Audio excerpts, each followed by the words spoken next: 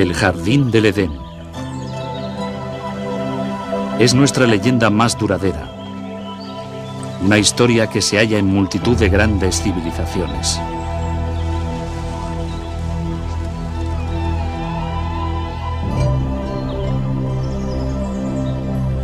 Una historia de seducción. La ira de Dios y el paraíso perdido.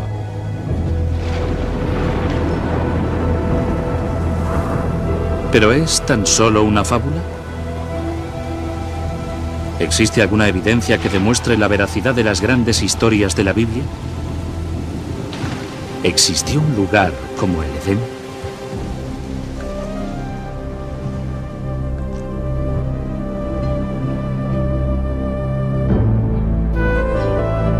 Hoy día, la búsqueda por el jardín del Edén nos lleva a una tierra seca y despoblada, a un lugar llamado Mesopotamia. Mesopotamia, retorno al Edén. Primera parte.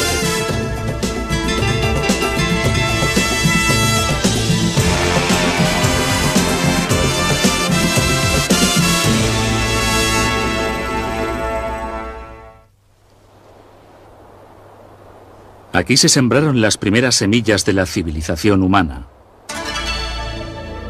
Aquí florecieron tres de las civilizaciones más importantes del mundo antiguo: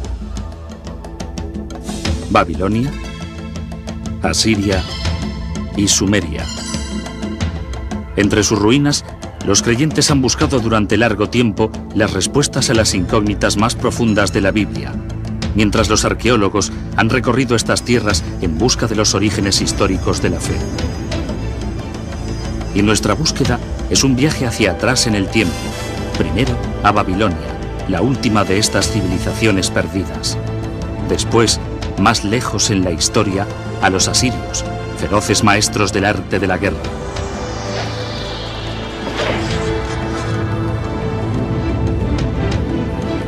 Y finalmente, a un punto tan distante en el pasado que solo el Edén podría haberlo precedido. A Sumeria y la creación de la propia civilización humana. Hace más de 6000 años, esta tierra rica, situada entre los ríos Tigris y Éufrates, vio nacer a las primeras civilizaciones.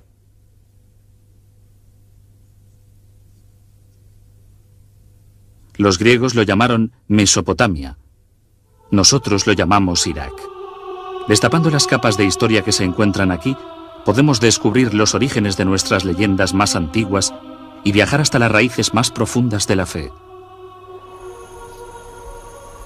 Nuestro viaje empieza por el lado oeste de Mesopotamia, en Israel. Un descubrimiento casual en 1947 centró la atención del mundo entero en la arqueología y en la Biblia. Dos pastores beduinos pasean con sus cabras por los precipicios de Qumrún, a unos pocos kilómetros de Jerusalén. En el desierto seco y soleado, advierten una cueva pequeña, escondida en una pendiente rocosa. Intrigado, uno comienza a trepar. No es inusual encontrar artefactos antiguos y valiosos por estos barrancos.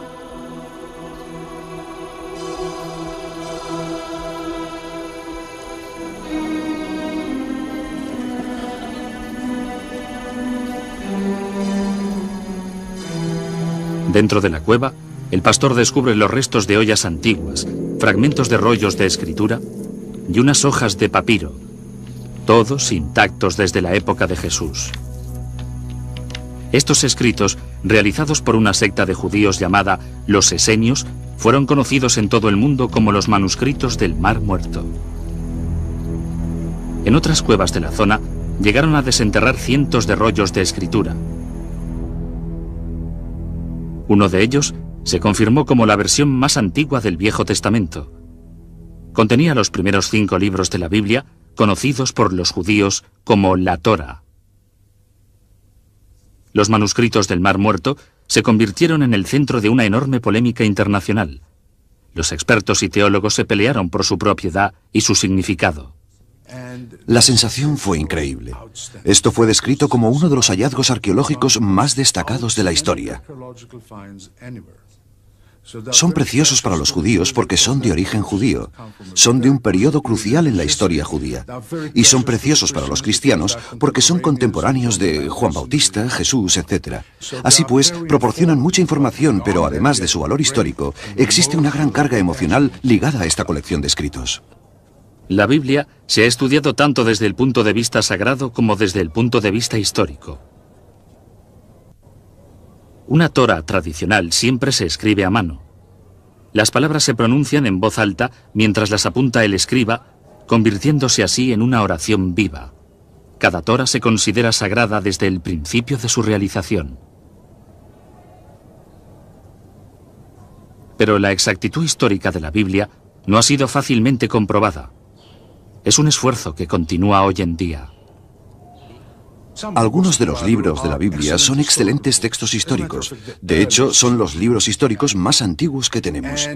Y son bastante precisos, pues tenemos referencias recíprocas de otras fuentes, y son muy parecidos. Así pues, son muy importantes. El descubrimiento de los manuscritos del Mar Muerto fue el hecho más célebre de la arqueología bíblica, pero no el primero. El impulso de explorar la historia bíblica tiene una venerada tradición.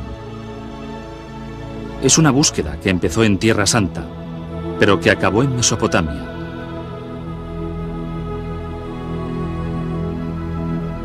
A lo largo de la historia, los cruzados, místicos y creyentes se han sentido atraídos por los sitios donde tuvieron lugar las historias de la Biblia.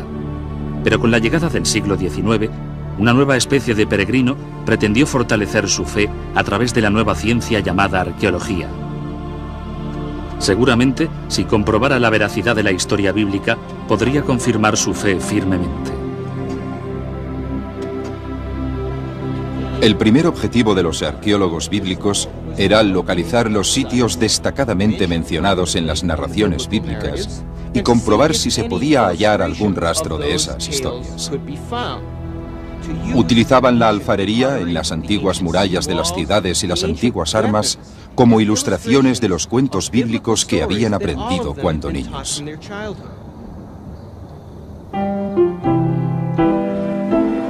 Impulsados por la ilusión de los primeros hallazgos, los expertos del mundo entero se apresuraron a acotar su terreno en la versión bíblica de la fiebre del oro.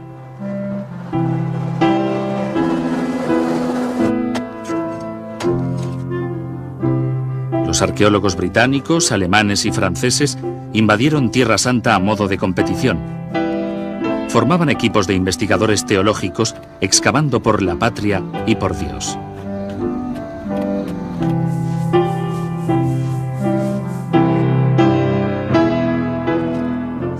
En Tierra Santa, el prestigio de cada uno de los países europeos se medía por la magnitud de los descubrimientos bíblicos que desenterraban. Una de las batallas políticas más fuertes de la historia de la arqueología bíblica fue el descubrimiento de la célebre piedra moabita. En 1868, en el interior de la tierra de Moab, beduinos de la tribu Bani Hamidé tropezaron con una misteriosa tabla de piedra enterrada en el desierto. Los miembros de la tribu conocían bien el valor que tenían las antigüedades de la zona para los europeos. El primer europeo en enterarse de la curiosa piedra negra fue el reverendo Frederick Augustus Klein. Klein partió inmediatamente atravesando una tierra yerma infestada por bandidos y acompañado únicamente de un reducido grupo de guías beduinos. Klein era un misionero, no un arqueólogo. Cuando vio por primera vez la peculiar entalladura de basalto, sintió una gran excitación. Sospechaba que la tabla negra podría confirmar sus creencias más profundas.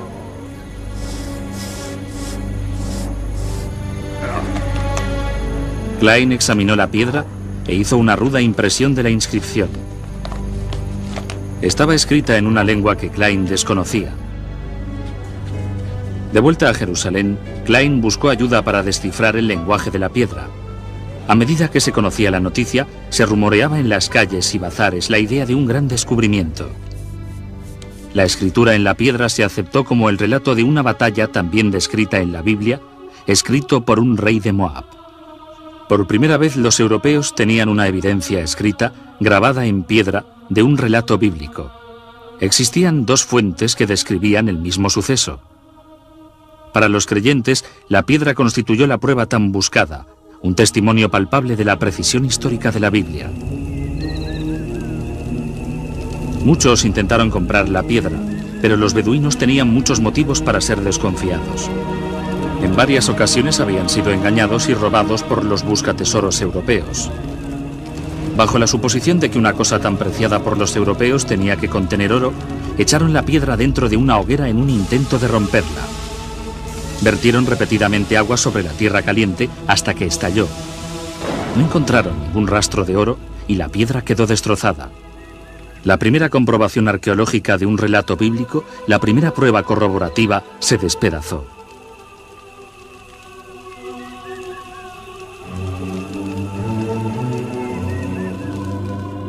La pérdida de la piedra fue un desastre, pero no puso fin a la búsqueda de tesoros bíblicos. La propia Biblia, ahora confirmada como texto histórico, indicaba el camino hacia un punto todavía más remoto en el tiempo. Un punto a más de 2500 años atrás, a un gran imperio regido desde Babilonia, hasta el mismo momento del nacimiento de la Biblia.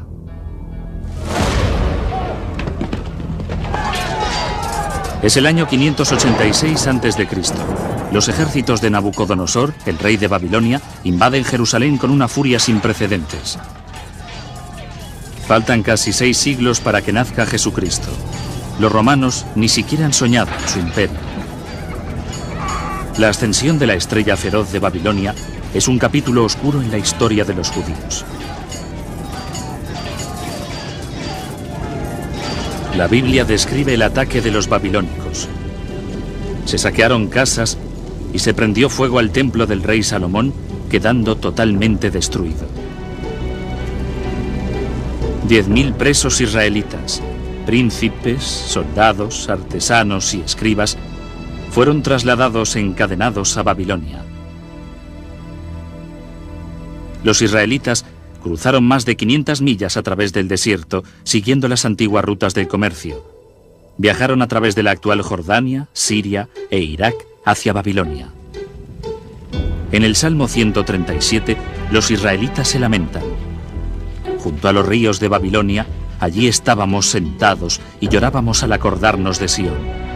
¿Cómo habíamos de cantar el canto de Yahvé en tierra extraña? Agotados y abatidos, los israelitas entraron en Babilonia impresionados por su grandeza y caos. Raptados por la modesta ciudad de Jerusalén, contemplaron la majestuosa capital del mundo antiguo.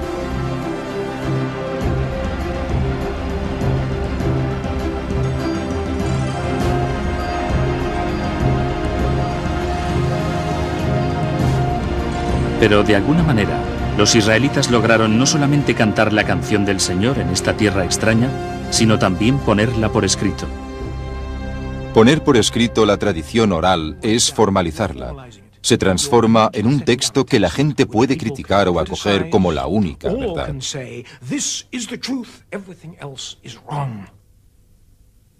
Yo creo que esta es la consecuencia más importante de la puesta por escrito de la Biblia. Hoy en día, las reconstruidas murallas que rodean Babilonia están estampadas con el nombre de Saddam Hussein. Pero hubo un tiempo en que estos ladrillos ostentaban otro nombre, el del rey Nabucodonosor. Era una tierra de muchos dioses e ídolos paganos, un escenario improbable para la creación de uno de los textos más sagrados del mundo. Sin embargo, la gran diversidad de Babilonia gestó el ambiente perfecto. Entraron en un entorno cosmopolita.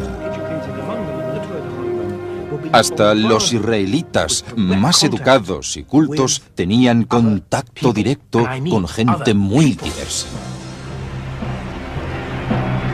Los israelitas se encontraron en un crisol de razas y lenguas con dioses y espíritus. Se preguntaban en el libro del Apocalipsis, ¿qué hubo comparable a la gran ciudad? Sus mercaderías de oro y plata, de pedrería y de perlas, de clase de fieras impuras y detestables. Babilonia, la grande, la madre de las meretrices e idolatrías de la tierra.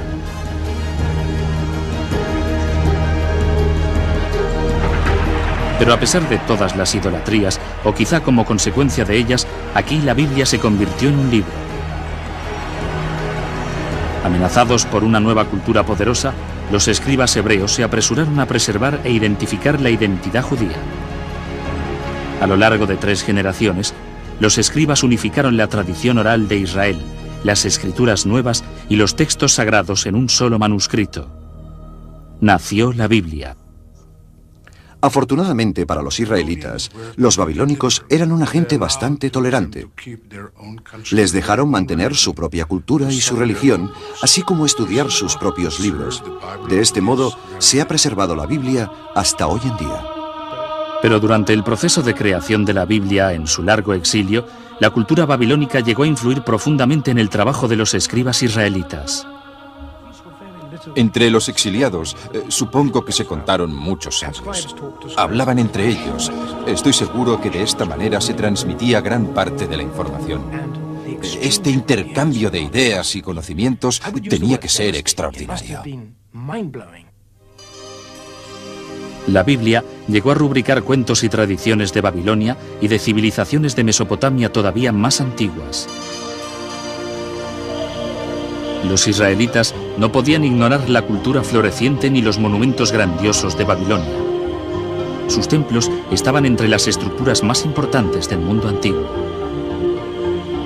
Los grandes edificios públicos, el paseo ceremonial, el palacio de Nabucodonosor con sus jardines colgantes de leyenda, las palmeras, el río. Al pasar por la puerta de Ishtar uno se sentía empequeñecido. Este era el efecto deseado. Una persona en Babilonia se encontraba ante la presencia de algo poderoso. Por todas partes había gente. Las callejuelas eran estrechas.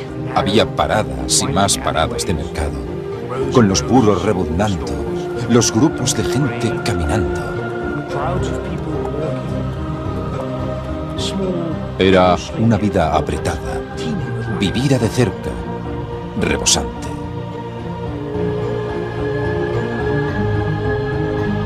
Y fue aquí, según cuenta la Biblia, donde uno de los monumentos más extraordinarios del mundo antiguo tocaba el cielo, la Torre de Babel. Durante generaciones, los aventureros y peregrinos esperaban que al hallar la famosa torre se confirmaría la veracidad de los relatos bíblicos. Un buscador fracasado escribió: Que no se atreva ningún hombre a acercarse a la torre, pues es un desierto, poblado de dragones y serpientes enormes y lleno de diversas bestias venenosas. Los peregrinos medievales pensaban que habían encontrado la torre, este minarete en el norte de Irak.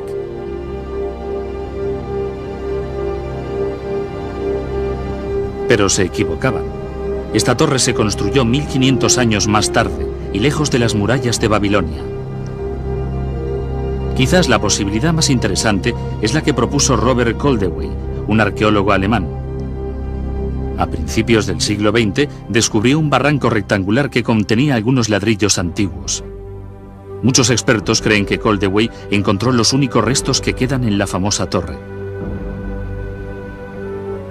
Los grandes monumentos de Babilonia impresionaron a los escribas bíblicos, pero su legado más duradero, que aún perdura, es una innovación todavía más impresionante: el Código de Leyes escrito. La piedra tallada es una reliquia fascinante. Perdida durante cientos de años, volvió a aparecer a finales del siglo XIX. Una piedra tallada con uno de los documentos jurídicos más importantes de todos los tiempos. 1200 años antes de que los israelitas fueran apresados, un rey babilónico hizo tallar esta piedra con las leyes que llevan su nombre, el Código de Hammurabi. Estas escrituras pueden ser interpretadas como las precursoras de los códigos legales que se detallan en los libros Éxodo, Levítico y Deuteronomio. En las sociedades que solo transmitían sus conocimientos y leyes oralmente, los precedentes eran muy importantes. Pero cuando se pusieron por escrito, aquellos que las escribían tenían un poder inmenso. El Código de Hammurabi ha tenido gran influencia en casi todas las civilizaciones que han seguido a Babilonia. Hoy en día, incluso algunos de sus métodos de juicio más primitivos sobreviven en su forma original. Hammurabi describía un rito llamado la ordalía, una prueba dolorosa, incluso a veces mortal, de culpabilidad o inocencia. En algunas remotas tribus beduinas todavía se practica la ordalía de la misma manera que en el tiempo de Hammurabi. En estas imágenes, un líder espiritual, llamado el Mubashi, juzga a los acusados tras examinar sus lenguas después de lamer una cuchara de hierro calentada al rojo.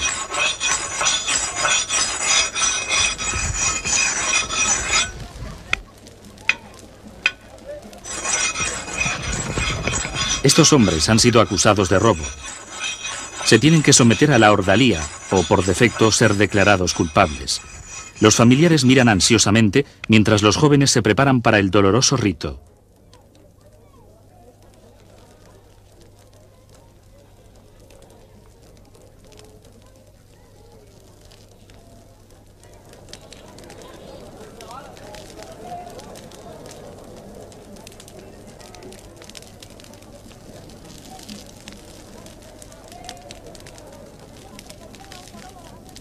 El agua no alivia el dolor. Lo que se pretende es purificar al bebedor y prepararlo para el juicio. El Mubashi reza y después examina las lenguas chamuscadas buscando una señal divina. Solo el Mubashi puede dictar sentencia y solo él determinará el destino de los hombres.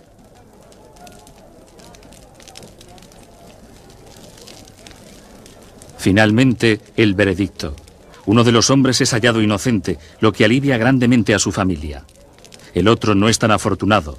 Declarado culpable, será castigado por su crimen. La ordalía es, en el mundo moderno, una herencia de Hammurabi. Pero las leyes de Hammurabi alcanzaban el presente de manera más directa aún, a través de la Biblia. No robarás. No desearás a la mujer de tu prójimo.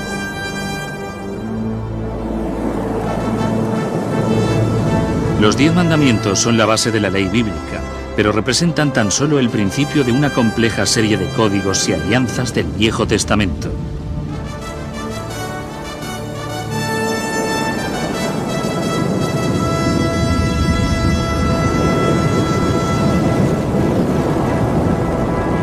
Y en estas leyes se oye la voz de Hammurabi claramente.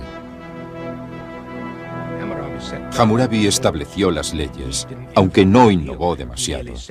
Simplemente puso por escrito las leyes que habían funcionado durante cientos de años. Ojo por ojo, diente por diente y principios similares, muchos de los cuales están sistematizados jurídicamente hoy en día.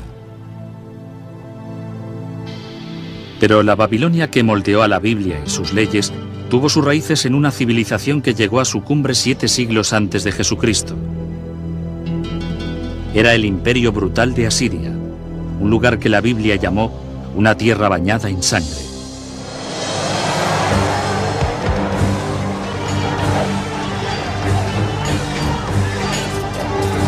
De los ejércitos de Mesopotamia que arrasaron el mundo antiguo, el más letal fue el de los asirios. En la Biblia, los asirios son la última manifestación de tiranía sangrienta y opresión más despiadada.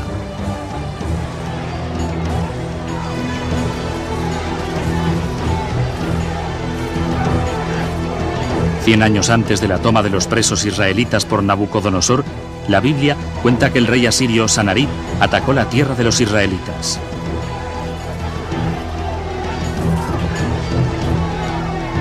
En el segundo libro de los Reyes, los israelitas se lamentan. Mirad lo que han hecho los asirios con nuestras tierras, están totalmente devastadas.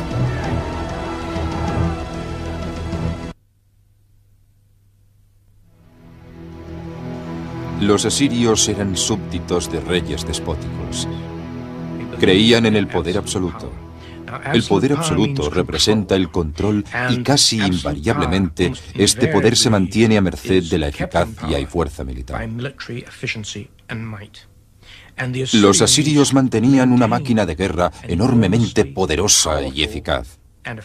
En las paredes de los palacios de los reyes asirios se encontraban las crónicas de algunas de sus expediciones descritas en términos vanagloriosos y grandilocuentes.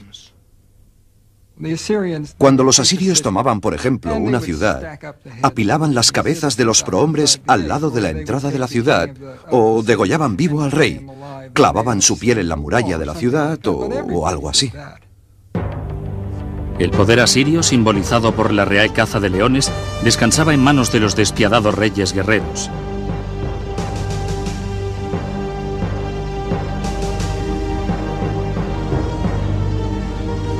Incluso la Biblia muestra su admiración. El asirio. Cuantos estaban a su sombra entre las naciones y auxiliares.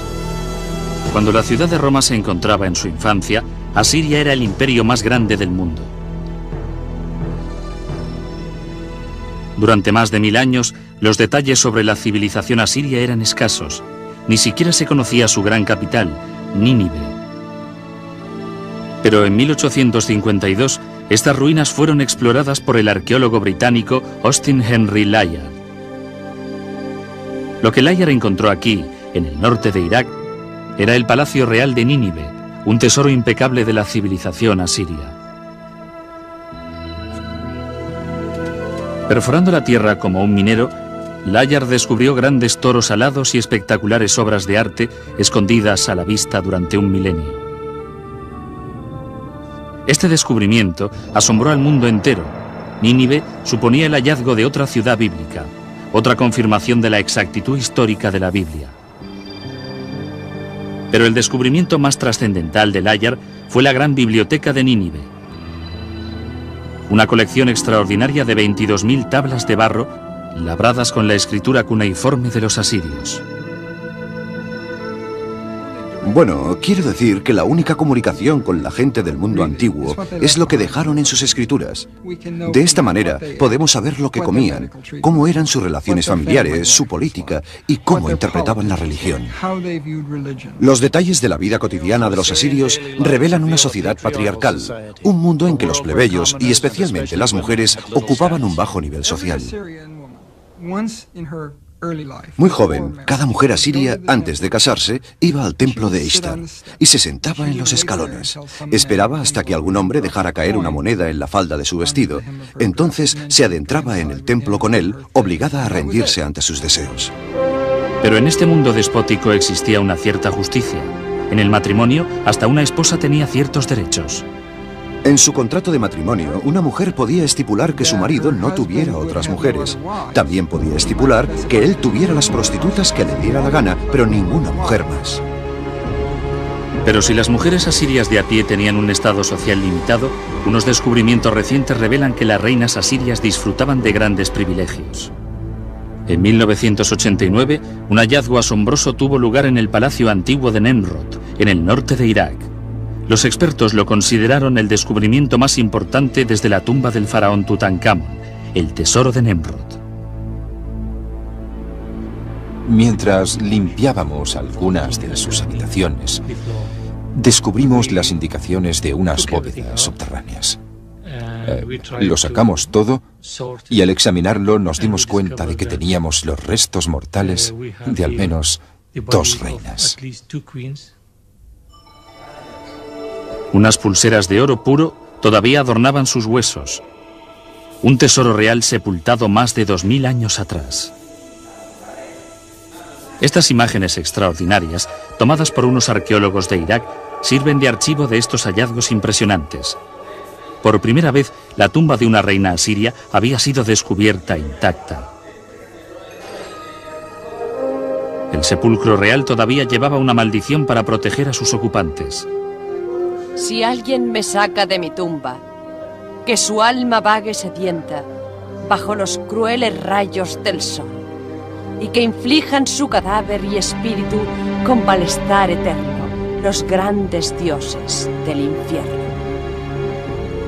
Ignorando la maldición, los arqueólogos excavaron más de 57 kilogramos de joyas hermosas, copas de cristal y grabados exquisitos. Los antiguos asirios eran maestros orfebres, pero la importancia de este tesoro excede mucho a su valor en oro. Cuando morían, las reinas asirias eran obsequiadas con abundantes joyas, pero en vida eran los reyes quienes forjaban la historia. Eran reyes con gusto por los imperios.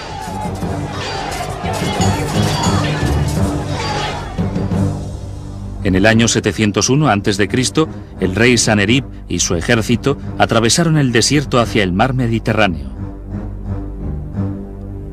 Los bravos asirios se empeñaron en conquistar todo lo que encontraron en su camino: las ciudades de Judá, incluso Jerusalén, y su rey desafiante, Hezequía. Los asirios conquistaron muchas fortalezas, pero la destrucción brutal de la ciudad de Laquish es descrita en los archivos de la historia y también por la Biblia. El cerco de Laquish es un ejemplo perfecto de cómo el ejército asirio se comportaba en sus conquistas. Llegaban a una ciudad, la rodeaban, la conquistaban y se apresaba a sus habitantes como esclavos si no eran ejecutados, hombres, mujeres y niños.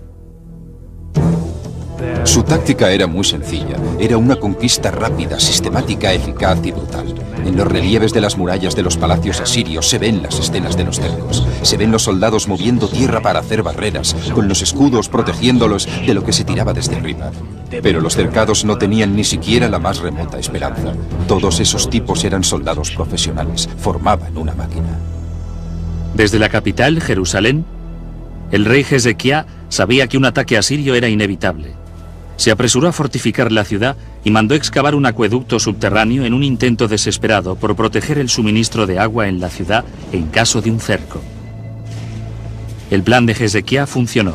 La Biblia nos cuenta que Dios salvó a Jerusalén y el rey asirio volvió avergonzado a su tierra. La versión del conflicto que escribió Sanerib se halló en un prisma de barro desenterrado en Nínive. Coincide con la historia bíblica hasta en los pormenores más rigurosos, aunque su punto de vista es radicalmente diferente. Sanerib dice: pero en cuanto a Hezequían, el judío que no se arrodilló a mi yugo, me acerqué y conquisté 46 de sus poblaciones fortificadas. El terrible resplandor de mi señorío le aplastó. Bueno, las dos historias se cuentan desde puntos de vista contrarios, pero están de acuerdo. Si tuviéramos que contar lo que nos ha pasado, usted lo contaría de una manera y yo de otra. Tenemos la historia de la invasión de Judea por Sanerib. Cada versión trata el mismo evento histórico sin ninguna contradicción. Claro que la única contradicción está en la explicación de la derrota de Sanerib. En la versión de Sanerib, Hezequía está encerrado en Jerusalén como un pájaro enjaulado, pero en la Biblia los ejércitos asirios fueron repelidos por las murallas de Jerusalén. Es quizás el primer ejemplo de censura selectiva. El Dios de los israelitas tiene la última palabra: derribaré al asirio en mi tierra. Por la voz de Yahvé, los asirios serán derrotados. Isaías capítulo 6. La Biblia cuenta que Dios destrozó Nínive, el trono de los poderosos reyes asirios. Pero esta no fue la primera aniquilación. Mucho antes, Yahvé había arrasado una civilización entera. No se menciona su nombre ni siquiera una sola vez en la Biblia, pero se llamaban sumerios y fueron los primeros en contar la historia de una gran inundación. Es una de las historias bíblicas más familiares, la saga del Arca de Noé. Un Dios furioso, un barco de madera, un diluvio. Es la historia de Noé y su familia escapando en el arca con cada especie de animal y sobreviviendo al castigo de la inundación mientras la humanidad es destrozada. Es un cuento primordial, removiendo nuestros temores y esperanzas más profundos. Es un cuento que se halla en la Biblia, pero también en otro texto antiguo, un texto descubierto en las ruinas de Sumeria. A principios de este siglo, se tradujeron algunas tablas encontradas en Mesopotamia. Revelaron la leyenda más antigua de un diluvio catastrófico. La primera epopeya escrita del mundo es el relato del rey mítico Gilgamesh. Este cuento de una inundación desastrosa precede a la versión bíblica al menos en 2000 años. Durante 7 días y 7 noches, el diluvio barrió la tierra. La gran arca fue desplazada de un lado a otro por los ventarrones. En la versión de Gilgamesh, el arca se encalla contra una montaña. El marinero suelta pájaros, así que el relato tiene un fin misteriosamente similar al de la Biblia. Es un cuento fabuloso. Hace más de 5000 años, la historia de un gran diluvio se contó aquí por primera vez en las antiguas ciudades de Sumeria, Uruk, Gerido y Ur. En Sumeria encontramos los orígenes de casi todo aquello que marca la civilización. Ellos inventaron la rueda, el gobierno y la jardinería. Sumeria, la primera civilización de la Tierra. En una tierra sin piedra, los sumerios inventaron ladrillos de barro, como los que todavía se fabrican y se utilizan hoy en día. Y de estos sencillos bloques erigieron los primeros grandes monumentos, llamados zigurats, templos imponentes que alcanzaban gran altura. Los sumerios inventaron el minuto de 60 segundos e incluso el adolescente problemático. ¿A dónde has ido? No he ido a ningún sitio. Si no has ido a ningún sitio, ¿por qué pierdes el tiempo? Vete a la escuela, ponte ante tu profesor, recita tus deberes, escribe tu tablilla. ¿Lo has entendido? Nosotros conocemos de los sumerios sus inventos sorprendentes y sus vidas cotidianas gracias a su innovación más impresionante, la escritura. Conocemos sus leyendas antiguas y sus secretos íntimos porque alguien los puso por escrito. Era algo que nadie había hecho antes. Es una ventana, pero una ventana compuesta de muchos cristales, algunos de los cuales son transparentes y otros no. Nos falta mucho más de lo que tenemos, aunque en algunos casos lo que hay es espectacular. Siempre hemos de tener presente que hay partes de la vida cotidiana que nunca podremos ver porque corresponden a gente de escasa importancia para aquellos que escribían las tablillas. Hace 5000 años, un sumerio grabó sus historias en el barro, proporcionándonos una mirada al mundo en el nacimiento de la civilización. En cuanto a su personalidad, los sumerios eran en algunos aspectos muy parecidos a nosotros. Les importaba conocer a la gente, beber cerveza, etc. Y había varias colecciones de poesía que relatan los preparativos de una mujer para su amante, y cómo se viste y se lava y espera que llegue su amante. El centro de la civilización sumeria era la ciudad perdida de Ur, en un tiempo considerada el lugar de nacimiento de Abraham, el primero de los patriarcas de la Biblia. Es el paradigma de la ciudad bíblica en términos arqueológicos, porque allí se realizó una de las excavaciones más célebres de los años 20 y 30 por un extraordinario arqueólogo británico llamado Leonard Woolley. Una vez, un arqueólogo británico describió la arqueología como la ciencia de los desperdicios, y es verdad. Pero a mí me interesa el arqueólogo que puede dar vida a las piedras, huesos, ladrillos y ollas. Así era Leonard Woolley. Hacía de guía en una zona pequeña de Ur de Caldea, donde los cimientos de las casas estaban expuestos.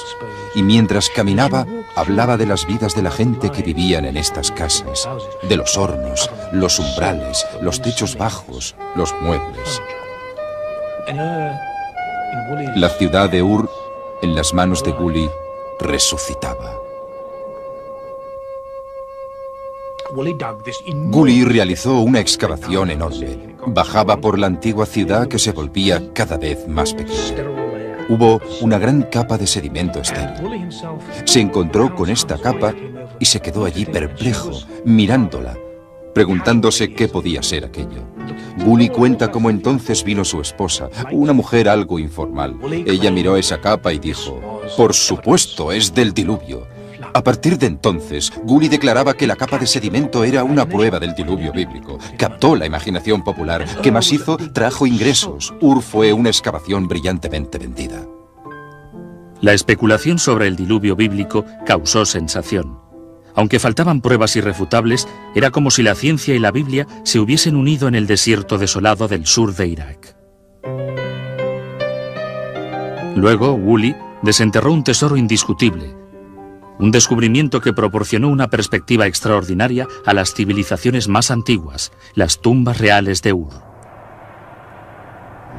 Mientras excavaba en el barro, Woolley desenterró 74 esqueletos bien ordenados, todos enterrados al mismo tiempo. El entierro contó la asombrosa historia del viaje final de un rey y los que le acompañaron a la vida futura. De este hallazgo, Gully desarrolló una tesis muy interesante de los entierros reales. La historia fue así. Primero excavaron una fosa grande, con una rampa que subía por un lado. En esta fosa, erigieron un sepulcro de piedra y colocaron el cadáver de la persona real dentro.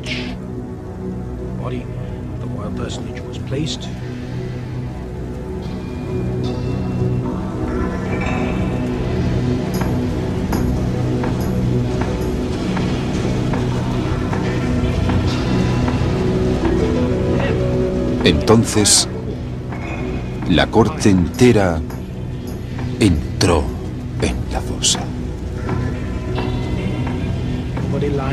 Todos se pusieron en fila con unos jarritos de veneno.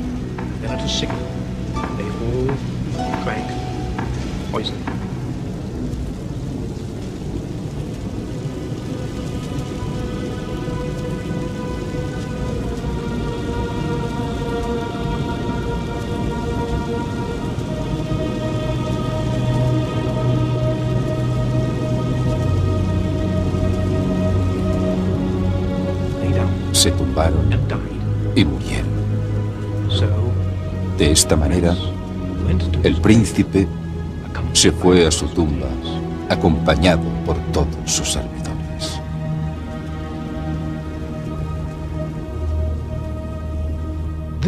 Este se ha convertido en uno de los grandes descubrimientos.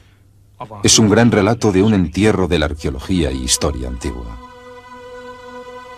El descubrimiento de las fosas en Ur constituyó un triunfo para la arqueología. Reveló secretos antiguos de la primera civilización. Pero la ciencia solo puede llevarnos hasta cierto punto. Donde las pistas acaban, la epopeya de Gilgamesh proporciona las huellas finales. Son las huellas que nos llevan hasta un jardín y un lugar que algunos llaman el paraíso.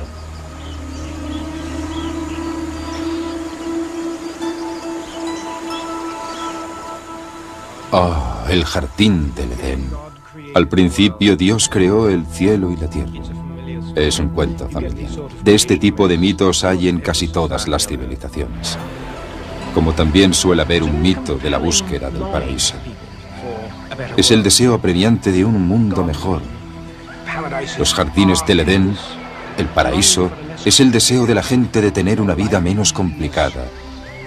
Una vida fácil o un premio por haber trabajado tan duro. En la antigua epopeya sumeria de Gilgamesh, el paraíso se llama Dilmun. Es un lugar más allá del umbral de la morada humana normal. Así es como figura en la versión sumeria del mito del diluvio. Es allí donde el sobreviviente del diluvio se va a vivir. Y hay otros mitos que describen Dilmun como un lugar donde todo era perfecto. Dilmun figura en las leyendas de Mesopotamia como una especie